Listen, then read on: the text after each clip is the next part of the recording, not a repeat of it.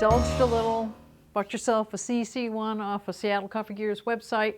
You did buy it from us, right? Of course you did. Why wouldn't you? Anyway, we wanted to just kind of get you going on the setup of this machine and what's involved, get it out of the box.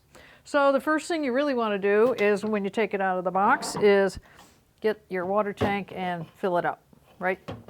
Maybe rinse it a little bit and fill it up. Make sure the hoses are in there good, not crimped or anything like that. Then you want to turn it on. There's an on-off switch on the side right here. That's your master switch. And then you'll see it will go into a blue screen like this, and it'll have lines going across. And while those lines are going across until it gets up to a certain temperature, that's what you'll have. And then it'll start reading degrees. And then there will be, at the factory default settings, all the temperatures, but you can get in here and you can change the 1 cup temperature, the 2 cup temperature, and they call it a pod. That's just a third setting. It isn't for pods. So you can change those temperatures, and you can do that by getting into the programming. Now you're in setup. Water temperature for the pod. I can actually change it and go up to 201. I can do whatever I want with it. We'll leave it at 200. When it stops blinking, that setting is saved.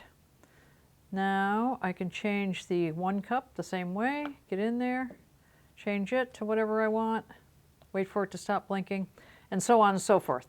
Now the other thing that you can do is you can do the pre-infusion time. We have it set at 3 seconds, and that puts a small amount of water down on the coffee. You can then change the wait time. We have no wait time. Let's get in there and change that. Let's change it up to 4 seconds. Wait for it to stop blinking. Now that's saved.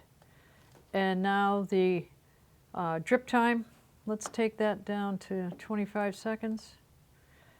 You calculate your 20 to 30 seconds for your double shot, includes your pre-infusion and your wait time.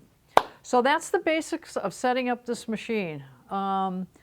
Now we get out of the, oh no, I got back into that. You want to hit this one here when that stops. And now you're back to the mode where you can actually use the machine. So that's the basic setup of this machine. There really isn't much to it. You know, it's an easy machine to use. This is the only thing that you'll have to get into to change.